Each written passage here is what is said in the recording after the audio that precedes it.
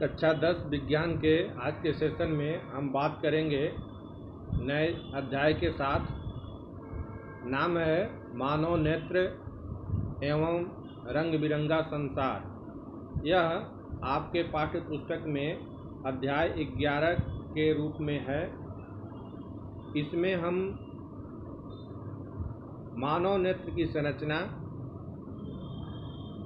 दृष्टि दोष, उसके निवारण, प्रिज्म से प्रकाश का अपवर्तन, वर्ण विक्षेपण,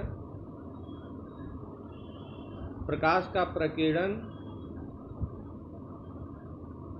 जैसी प्रकाशिक परिघटनाओं के विषय में अध्ययन करेंगे। जैसा कि आप लोग देख रहे हैं स्क्रीन पर, मैंने एक पहले से ही चित्र बना रखा है नेत्र संरचना की।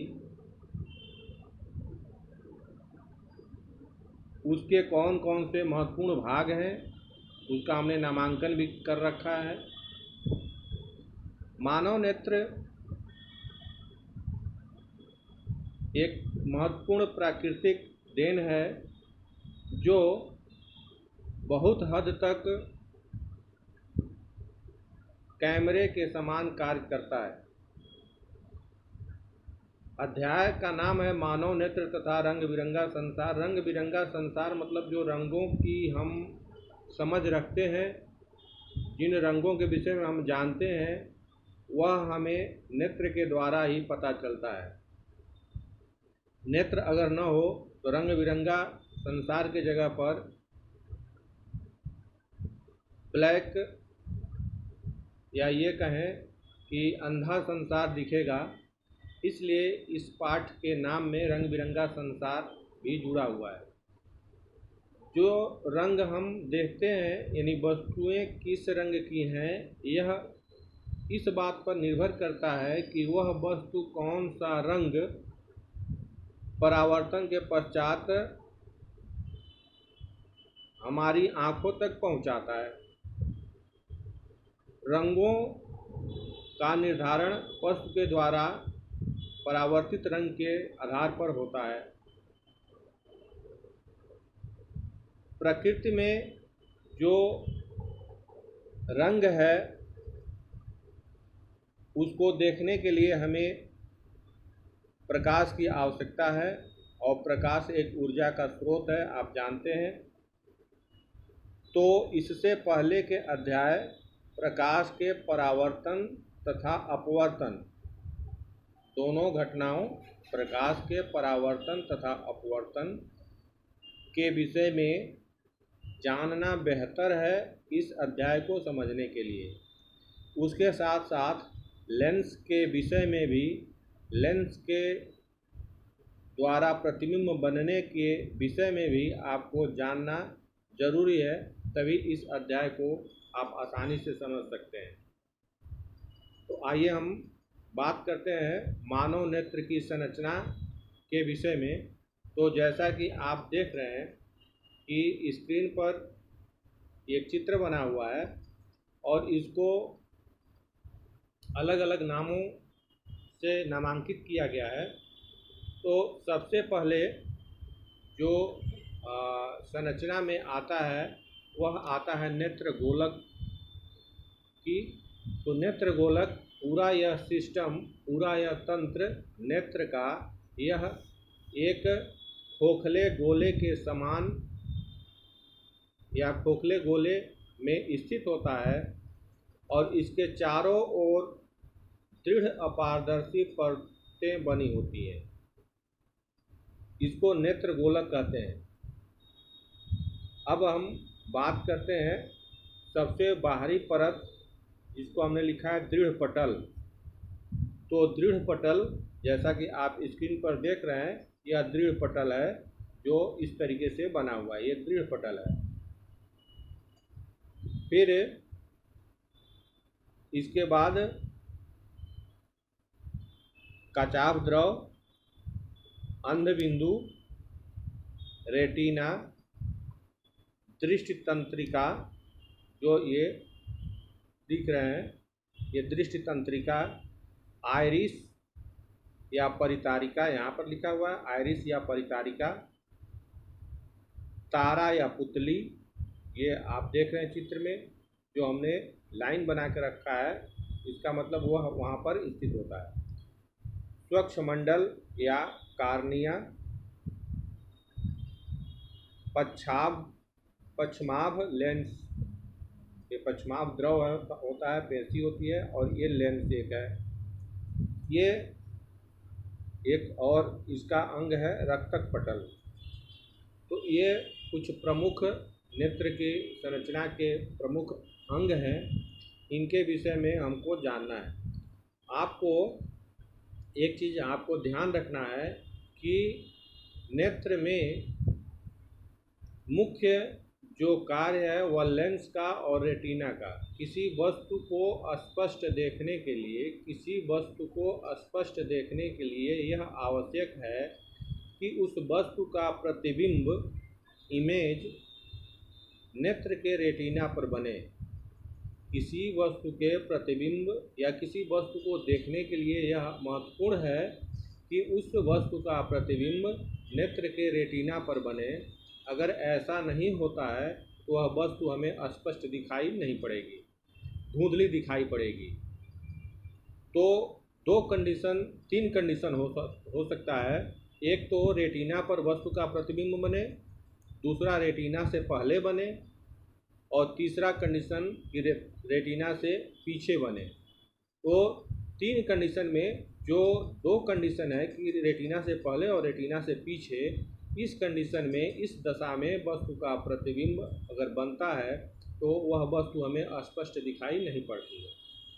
जैसा आप जानते हैं कि नेत्र से जो देखने की जो न्यूनतम दूरी है किसी चीज़ को, वह 25 सेंटीमीटर है। 25 सेंटीमीटर से कम दूरी पर अगर आप कोई पुस्तक लेकर के पढ़ते हैं तो उसके लिए आपको काफ़ी मेहनत करने की ज़रूरत पड़ती है। आपके अपने आँख पर काफ़ी प्रेशर बनता है, दबाव बनता है, और उस दबाव के वजह से आपके आँख में दोष उत्पन्न हो सकता है। तो एक चीज़ तो ये है कि आपको ये ध्यान रखना है कि नेत्र से प्रतिबिंब को या वस्तु को देखने के लिए यह आवश्यक है कि लेंस से वस्तु का प्रतिबिंब रेटिना पर बने। अब वस्तु का प्रतिबिंब रेटिना पर बने, इसके लिए क्या आवश्यक है? इसके लिए जो लेंस की बात हमने यहाँ लिखा है, लेंस, तो लेंस के ऊपर निर्भर करेगा कि वह वस्तु का प्रतिबिंब कहाँ बनाएगा। जैसा कि आप जानते हैं यह उत्तल लेंस है। उत्तल लेंस से किसी वस्तु का प्रतिबिंब अगर बनाना है, ये प्रकाश की किरणें आती हैं, तो ये प्रकाश की किरणें यहाँ पर एकत्रित हो रही हैं, अभिसारित हो रही हैं, और यहाँ ये रेटिना है, इस रेटिना पर वस्तु का प्रतिबिंब बनना है।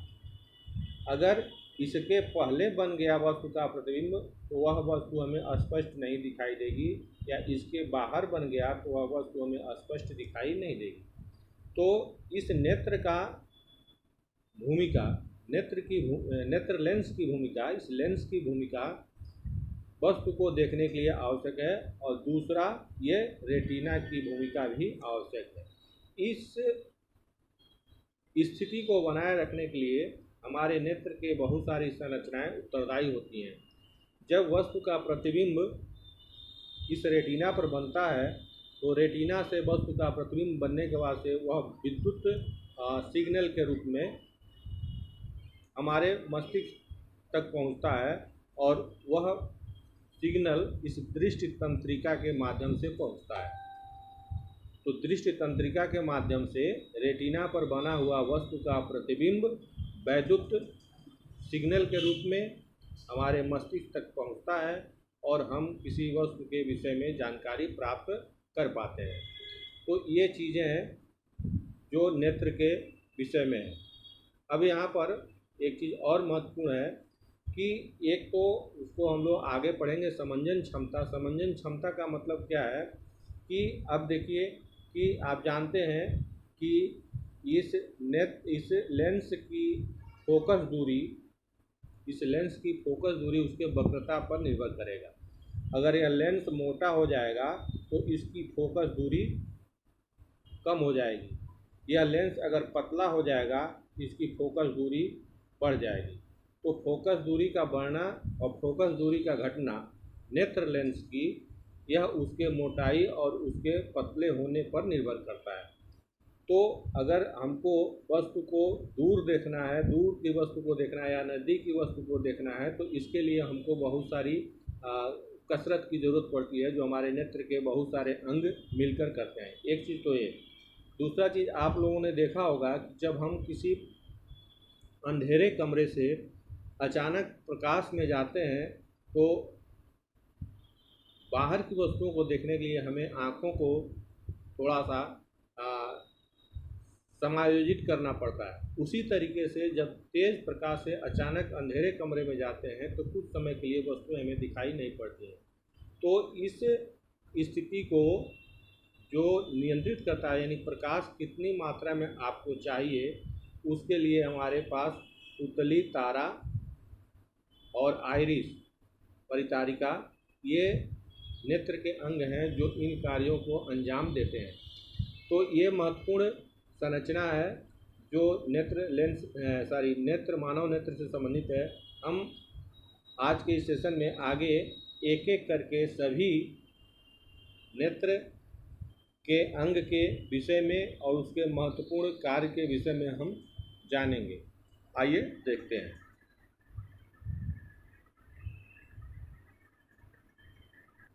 जैसा कि आप स्क्रीन पर देख रहे हैं, हमने नेत्र के प्रमुख अवयवों, अंगों, भागों के नाम हमने लिख रखा है। इसके विषय में हम एक एक करके समझने का प्रयास करेंगे कि ये क्या है और इनका कार्य क्या है। तो एक तो सबसे पहले नेत्र गोलक। और नेत्र गोलक, जैसा कि अभी हमने बताया कि यह मनुष्य का नेत्र को रखने के लिए एक खोखला स्थान होता है, गोले के समान होता है। इसको नेत्र गोलक कहते हैं और इसका व्यास लगभग 2.5 सेंटीमीटर के आसपास होता है नेत्र गोलक का।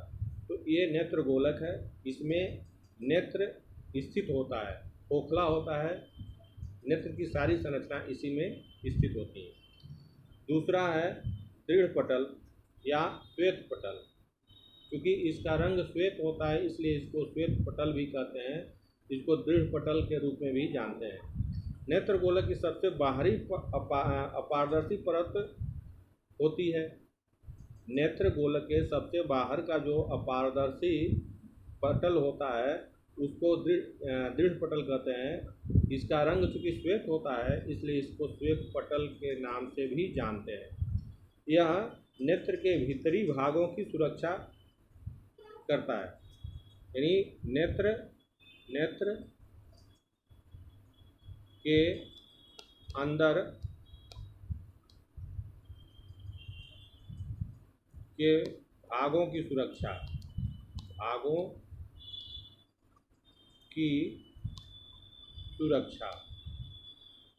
यह करता है। कौन सा करता है? दृढ़ पटल करता है या श्वेत पटल करता है। सबसे बाहरी नेत्र का सबसे बाहरी संरचना है। फिर हम आते हैं कार्निया पर। कार्निया तीसरा हमने लिखा है। कार्निया नेत्र गोलक के सामने का एक भाग होता है और यह उभरा होता है। जैसा कि आपने अभी चित्र में देखा, जो हमने चित्र बनाया था उस चित्र में कुछ इस तरीके का हमने बनाया था। तो ये जो उभरा हुआ जो हिस्सा होता है यह कार्निया कहलाता है। नेत्र गोलक के सामने का भाग जो उभरा होता है यह कार्निया कहलाता है और यह पारदर्शी और पतला होता है।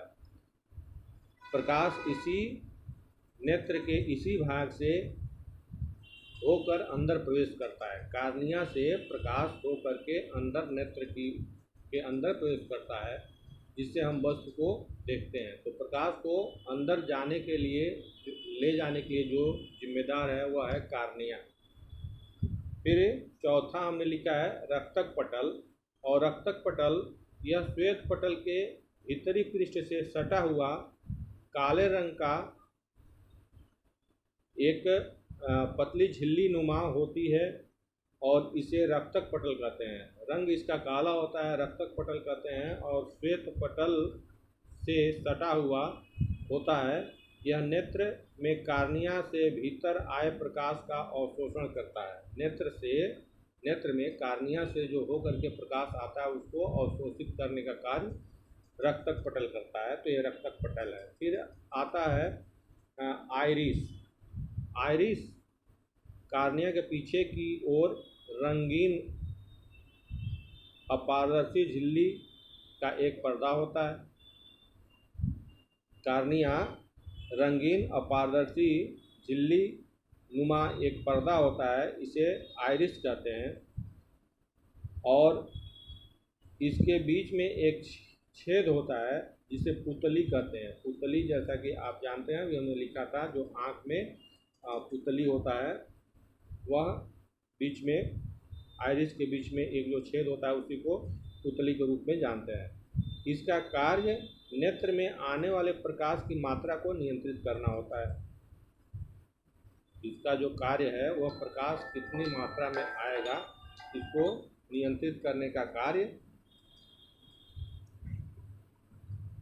यह आइरिस करता है।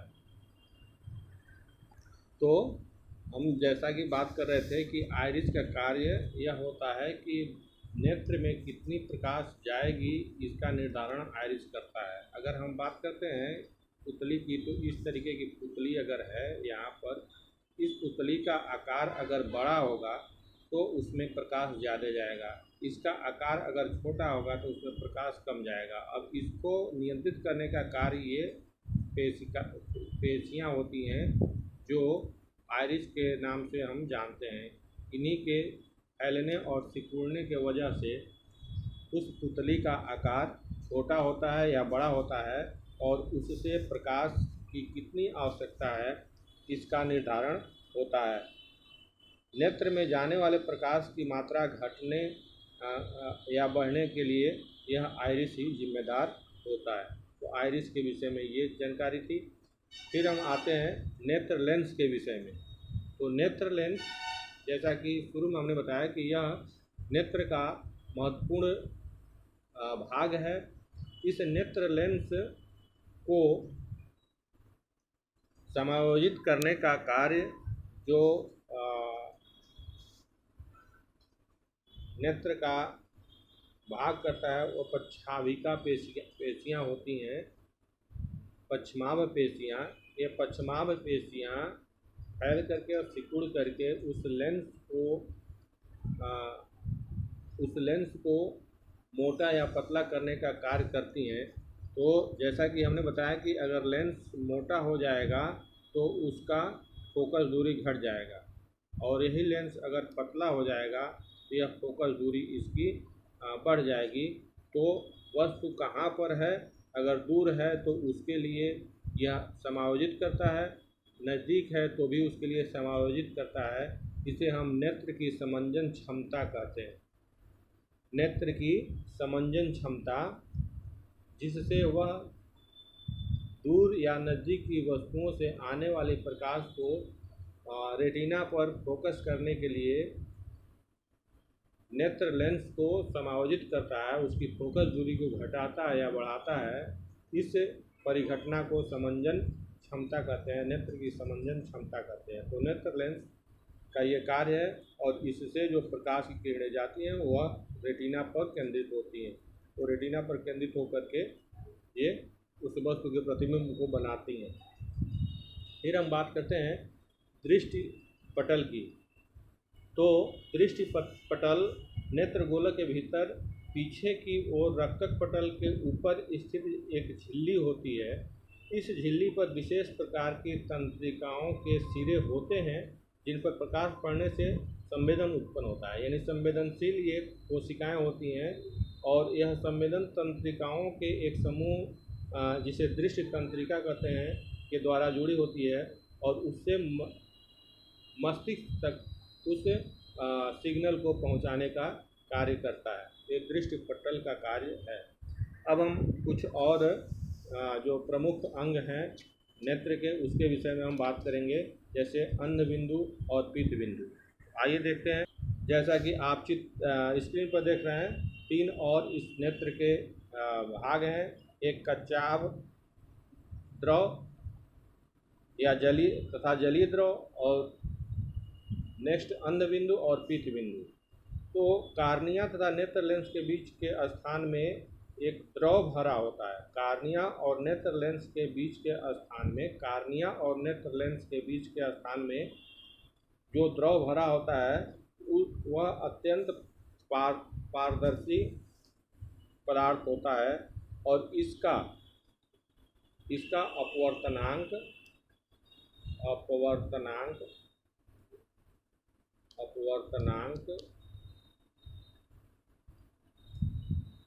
1.336 होता है। ये बहुत महत्वपूर्ण जानकारी है। कच्चाभ द्रव जो कार्निया और नेत्र लेंस के बीच में द्रव होता है वह अत्यंत पारदर्शी द्रव होता है, और इसका अपवर्तनांक 1.336 होता है। इसे जलीय द्रव भी कहते हैं। और इसी तरीके से लेंस के पीछे दृश्य पटल तक का स्थान एक गाढ़े पारदर्शी एवं उच्च अपवर्तनांक के द्रव से भरा होता है। इसे कच्चाभ द्रव कहते हैं। तो ये तो जलीय द्रव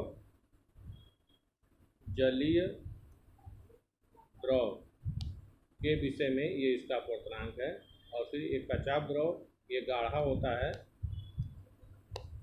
और इसका अपवर्तनांक अधिक होता है, उच्च अपवर्तनांक।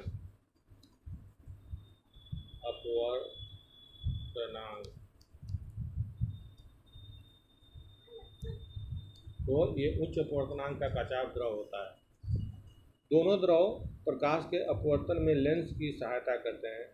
द्रव का इन दोनों, ये कच्चाभ द्रव और जलीय द्रव, ये प्रकाश के अपवर्तन को, लेंस से प्रकाश के अपवर्तन में सहायता करते हैं। फिर हम आते हैं अंध बिंदु। अंध बिंदु, जैसा कि आप देख रहे हैं, अंध बिंदु दृष्टि पटल के जिस स्थान को छेद कर प्रकाश तंत्रिकाएं मस्तिष्क को जाती हैं, उस स्थान पर पड़ने वाले प्रकाश का दृष्टि पटल पर कोई प्रभाव नहीं पड़ता है, उस स्थान को अंध बिंदु कहते हैं। जैसा कि आपने चित्र में देखा था कि हमने एक चित्र जो बनाया था, यहाँ पर ये दृढ़ जो तंतुएं हैं जो मस्तिष्क तक पहुँचाने का कार्य करती हैं, यहाँ पर प्रकाश का कोई हिस्सा वहाँ पर नहीं पड़ता है, और इसलिए इसको हम अंध बिंदु के रूप में जानते हैं। अंध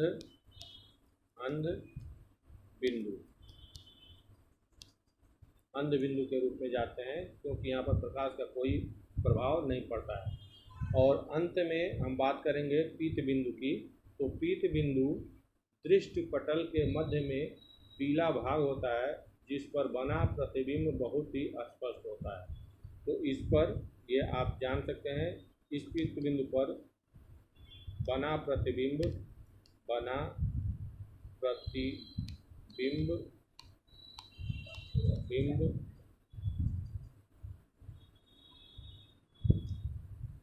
बहुत स्पष्ट होता है, बहुत स्पष्ट होता है।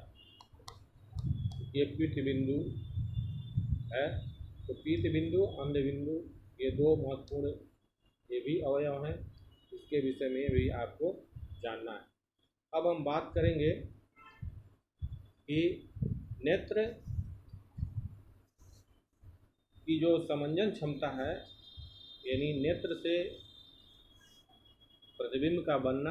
और जैसा कि आप जानते हैं, प्रतिबिंब किस तरीके से बनेगा, जब कोई वस्तु यहाँ पर होगी और वह वस्तु इस नेत्र लेंस के सामने है। अब यहाँ से चलने वाली प्रकाश की किरणें, ये प्रकाश की किरणें कहाँ किस तरीके से मिलें कि यह रेटिना पर ही फोकस हो। तो इसके लिए समंजन, इस नेत्र लेंस की समंजन होता है, उसको मैनेज किया जाता है। और इसी को जैसा कि हमने शुरू में कहा कि इसको हम समंजन क्षमता कहते हैं।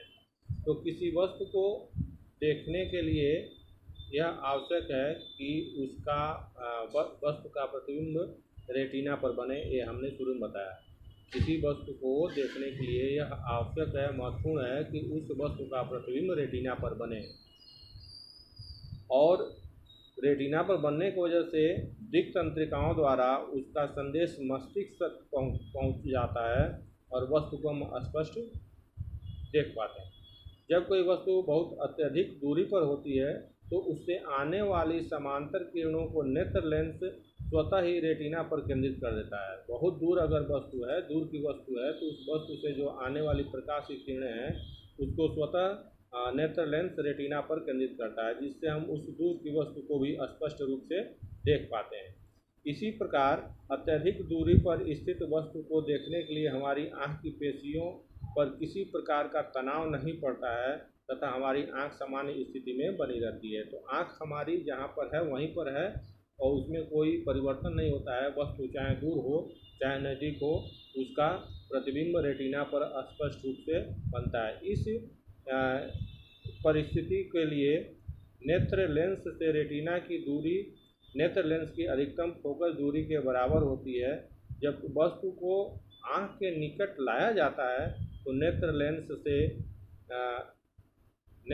से वस्तु का प्रतिबिंब रेटिना के पीछे बनता है, जिसके कारण वस्तु स्पष्ट दिखाई नहीं पड़ती है। और इस के लिए भी प्रकृति ने हमारी आँखों में विशेष प्रकार का एक क्वालिटी दिया है, गुण दिया है कि वस्तु के निकट आते ही आँख की पश्चिमाभिक पेशियाँ तनाव डालकर उस लेंस के पृष्ठ को उस लेंस के पृष्ठ की वक्रता बढ़ा देती हैं, जिससे वस्तु का प्रतिबिंब रेटिना पर बनता है। लेंस का फोकस दूरी उसकी वजह से बढ़ जाता है। तो लेंस की फोकस दूरी बढ़ जाने की वजह से उस वस्तु का प्रतिबिंब हमें रेटिना पर बनता हुआ बनता है और जिससे वस्तु को हम देखते हैं। तो हमें अपनी आँख के पास की वस्तुओं को स्पष्ट दिखाई देने के लिए जो न्यूनतम जो दूरी होती है उसको निकट बिंदु के रूप में जानते हैं। आँख से अधिकतम दूर स्थित उस बिंदु को जिस पर रखी वस्तु को आँख स्पष्ट देख सकती है दूर बिंदु कहते हैं। तो एक और ये इसमें आ गया दूर बिंदु। दूर बिंदु दूर बिंदु दूर बिंदु क्या है? आँख से अधिकतम दूर स्थित उस बिंदु को जिस पर रखी वस्तु को आँख स्पष्ट देख सकता है। यानी अधिकतम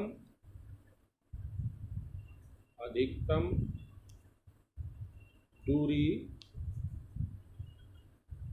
पर स्थित वह बिंदु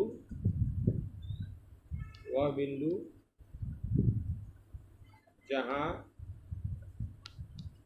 रखी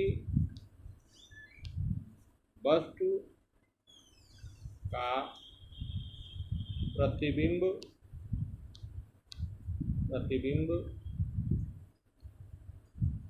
रेटिना पर बनता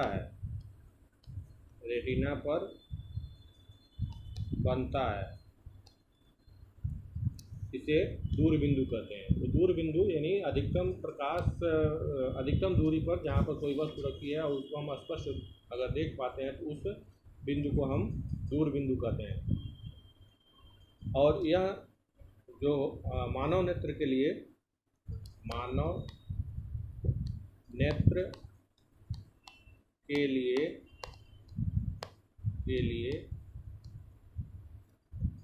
अनंत होता है। यानी हम अनंत दूरी पर, जिसका कोई लिमिट नहीं है, अनंत दूरी पर रखी वस्तु को भी स्पष्ट हम देख पाते हैं। तो मानव नेत्र की दूर बिंदु अगर पूछा जाए तो क्या है, तो उसके लिए आप बता सकते हैं कि यह अनंत होता है। इसी तरीके से एक और परिभाषा है निकट बिंदु। निकट बिंदु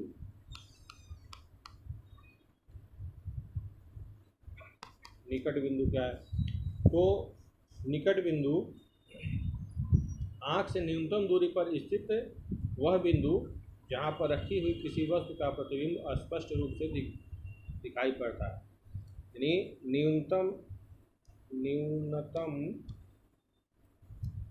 दूरी जहाँ रखी वस्तु का प्रतिबिंब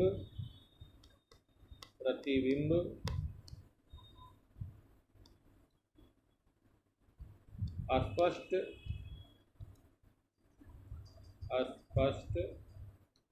देख सकते हैं, उस बिंदु को हम निकट बिंदु कहते हैं। निकट बिंदु यानी आँख से सबसे नज़दीक वह बिंदु जहाँ पर किसी वस्तु का प्रतिबिंब हम नेत्र के द्वारा स्पष्ट रूप से देख सकते हैं, उसको निकट बिंदु कहते हैं। और यह स्वस्थ आँख के लिए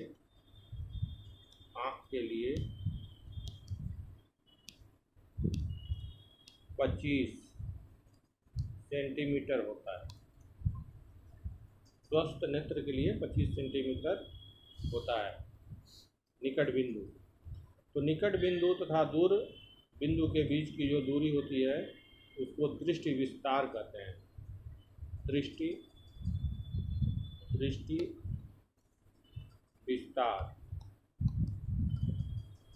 विस्तार यानी निकट तथा दूर बिंदु के बीच की दूरी, यह दृष्टि विस्तार कहलाता है। तो इस तरीके से जो तीन प्रमुख परिभाषा भी इसमें बन गया, दूर बिंदु, निकट बिंदु और दृष्टि विस्तार। इन तीनों को आपको जानना चाहिए। अब हम बात करेंगे दृष्टि दोष की। तो दृष्टि दोष क्या है, उसके लिए अगले वीडियो का इंतज़ार करिए, अगले वीडियो में देखिए। तब तक इसका अध्ययन करें। बहुत बहुत धन्यवाद।